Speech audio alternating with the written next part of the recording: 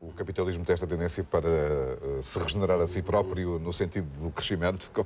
Mas agravando, cada vez que se procura regenerar, agrava as contradições que o vão minando. Mas é indiscutível que criou um mercado do ambiente, digamos, da ecologia. Mas eu queria salientar relativamente à Cimeira de Copenhague também um outro aspecto, que é também a hipocrisia das principais potências capitalistas que pretendem impor regras que sejam para os outros cumprirem, que eles não cumpriram nem tencionam cumprir, mas que precisamente os países que foram levados a ficar na situação em que se encontram hoje, exatamente devido à dominação em que foram colocados, agora a esses países pretendem impor o cumprimento dessas regras. E depois de se ter salientado esses países e de se ter promovido como os paraísos dos destinos do investimento, através das agências de rating que proclamam os paraísos da desregulação como... Está a falar dos BRIC, não é? Brasil, Rússia, Índia, China e outros países em desenvolvimento. E outros países que, apresentados como, mesmo outros do Extremo Oriente, apresentados como os paraísos da desregulação e por isso mesmo os mais rentáveis do ponto de vista do investimento, e a verdade é que esse modelo foi imposto exatamente pelo capitalismo. Mas, se me permitisse, eu fazia aqui a ponto de ligação exatamente para o meu tema. Muito bem, eu digo porque a questão das emissões... Plano Ferroviário Nacional. Sim, porque... É para falar do TGV ou não? Também, mas não só. Portugal está hoje à beira de cometer um erro histórico de consequências catastróficas para o futuro do país, quer do ponto de vista económico, quer do ponto de vista político. Se o caminho não for travado, isto significa que...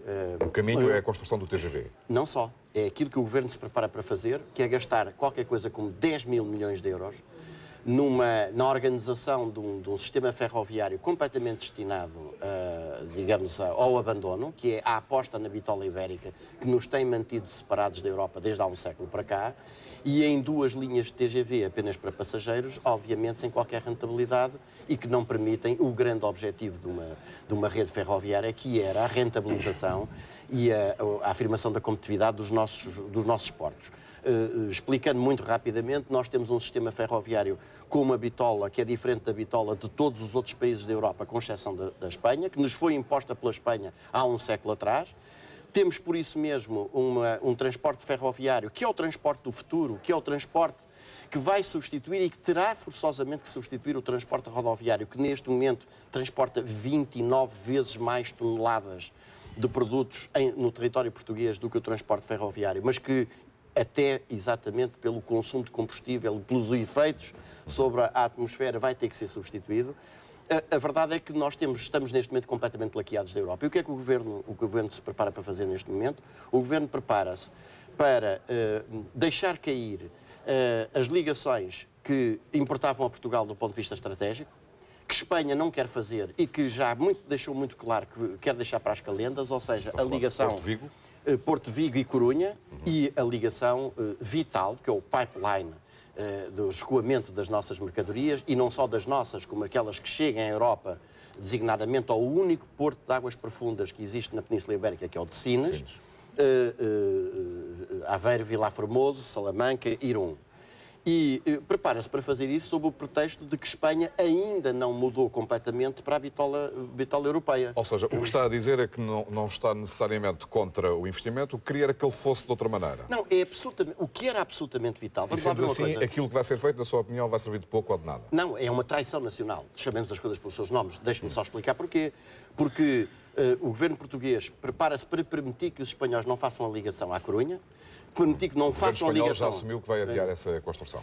O seu plano estratégico não prevê, pelo menos até 2020, a ligação do nosso pipeline, e em contrapartida o governo português prepara-se para abrir a ligação Poceirão, Sines-Poceirão, para depois a ligação direta a Madrid, aliás, pelo percurso que mais interessa à Espanha, que é circulando pela Extremadura espanhola, de graça.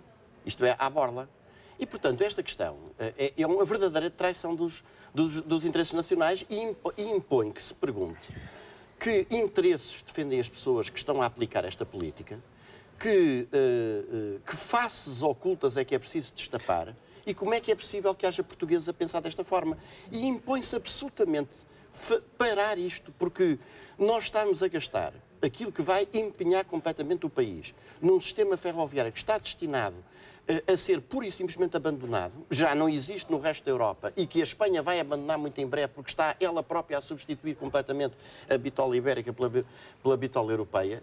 Isto significa não apenas esbanjar completamente recursos de que o país está necessitado, como permitir que, através do plano ferroviário, a Espanha afirme a regionalização de Portugal. Isto significa a afirmação, a impossibilitação da competitividade dos nossos portos. E, portanto, é um problema de traição nacional que deve ser dito. Nós temos que parar isto e impor um debate nacional.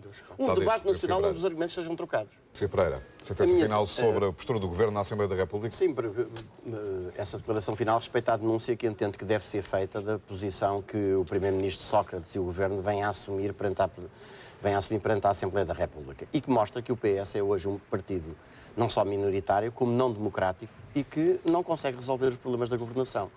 Porque um partido que não tem a maioria dos votos, para governar só tem dois caminhos a seguir.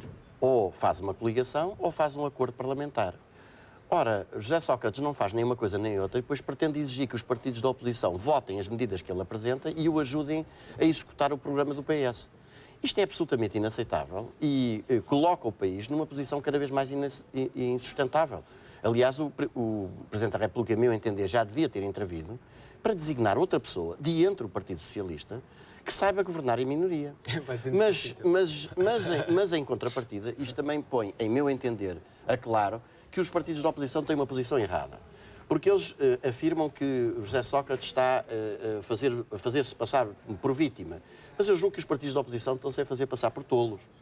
Porque se de facto o caminho que um partido minoritário deve seguir é aquele, o caminho que os partidos da oposição devem seguir é, em vez de apresentar propostazinhas para ganhar votozinhos, é apresentar projetos, programas. Por exemplo, é ou não é verdade que hoje o grande flagelo social é o desemprego? É. Como é que se combate o desemprego? Com investimentos. Como é que se definem quais são os investimentos? Com um programa de investimentos. Onde é que está esse programa? Mas isso não é consensual entre os partidos da oposição.